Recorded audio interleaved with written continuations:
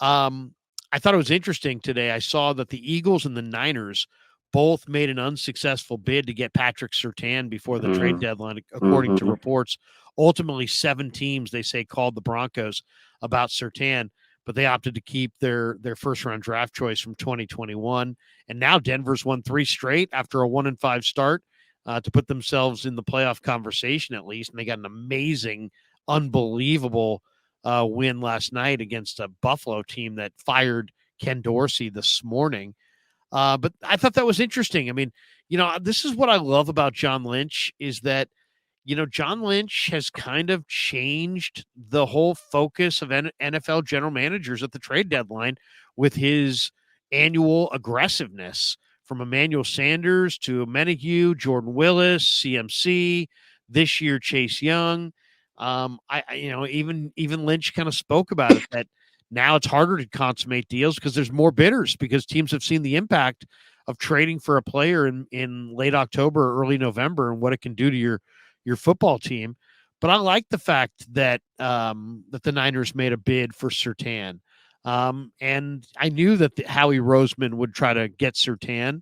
And if you're the 49ers, I mean, obviously the first thing is you wanted to land him. You didn't. The second thing is you don't want the Eagles to land him, and they didn't. So I guess it's just a no harm, no foul. But to me, I love the fact that Lynch made the Chase Young trade, made the Randy Gregory trade, got super aggressive on Surtain. Why? Because it makes sense. They're inside their Super Bowl window. And I love that kind of go for it attitude when you're inside your Super Bowl window.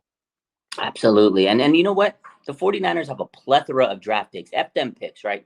They know they can get more picks. They get coaches, that turn into head coaches, and they get, front office people turning into GMs. They're going to get compensatory picks. They can give those picks away. They get players that they develop. They go sign somewhere else. You get a compensatory pick. They know their system. President Lynch and this front office, they have figured out the system in the NFL. They are so good at finessing the system. They figured it out. It took them a couple of years. They load up on these late end draft picks. They trade the top end because sometimes they don't draft so good in the top end anyways. You load up on these late round picks and you find these gems. You scout like crazy and you turn them into great players at midseason because people are going to be, giving away players. It's a frenzy at the trade deadline because some teams, they need draft picks. They're like, okay, we're rebuilding. We're having a fire sale, and John Lynch, he pounces on the moment, and he says, oh, we need this. We need that. And like you said, Emmanuel Sanders, Menahue, Jordan Willis, every year they come. CMC last year was crazy. And then this year, the fact that they almost got Patrick Surtain on top of Chase Young, could you imagine? That would have been so awesome. Crazy. I mean, the fact that he's aggressive and he at least tries and he does his due diligence, I commend him for that. And he almost tried to get Jalen Johnson, too, the other big cornerback in the market. But the Bears wanted a second-round pick. And I think this year, because of the fact that the O-line is going to be a priority and we don't know what's happening to Trent Williams, I think, and Brandon Ayuk, if they don't re-sign him or something, I think they want to make sure they have those first 2 picks this year to, mitigate their lot if they're gone, right, depending on how the rest of the season goes. So that's smart. But if it was like any other year and they didn't have to worry about that, I think they would have gave those picks up to go all in. But I feel like they know they kind of need to prioritize the offensive line coming up. So I think that's what John's like. Now I'm going to draw the line at a second-round pick. Third-round pick, you can have as many as you want because they know they're going to get them back. So kudos to Kyle, man, or John Lynch and this front office because Chase Young was an absolute difference maker this Sunday. I think he's going to have the same impact on this defense that Christian McCaffrey has had on the offense. He was that much of a difference maker this Sunday. First game, he's already, had 2 QB hits, half a sack. Him and Bosa were just revved up. You could see the chemistry was immaculate. And Nick Bosa looked like the happiest he's been all season. He looked happier playing with Chase Young than after signing the contract, which is crazy. This man's energy, you can see it. Bosa was smiling. He was shrugging, had a big game, his best game of the season. And that was the first game he played with Chase Young. Wait until they get a little bit more chemistry and they practice more. I don't even know what's going to happen the rest of the season, but it was fun watching those two play on Sunday. Holy smokes. But the New York Jets today have said goodbye to Michael Carter, their running back. And I loved Michael Carter coming out of North Carolina. He's a smallish back. He's not the super fast guy, but what he is a great receiver. He's kind of like Elijah Mitchell. He's very dependable. He's like never, ever, ever fumbles. And um, I don't know. I mean, I'm not sure how the Niners feel about about Ty Davis Price, TDP. I'm confusing my TJDs and my TDPs. But yeah, Ty Davis Price, I liked him in camp, but man, I mean, he's just buried. And I really love Michael Carter. I think Carter's got a lot of talent.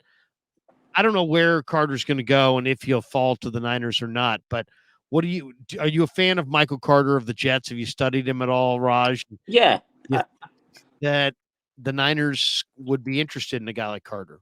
I mean, Kyle Shanahan, if it was up to him, every player on his team would be a running back. He loves running backs. You know that. He made a joke after he drafted Jake Moody this offseason, and he says, "Look, man, I wanted to draft a running back, but we didn't need another one." So I think if the team wanted to, they would try to make it happen. But of course, waiver wire, just like Jack Jones and stuff. But I feel like Jordan Mason is the answer. The guy that we're wanting to get more action to take the pressure off of CMC, he's there.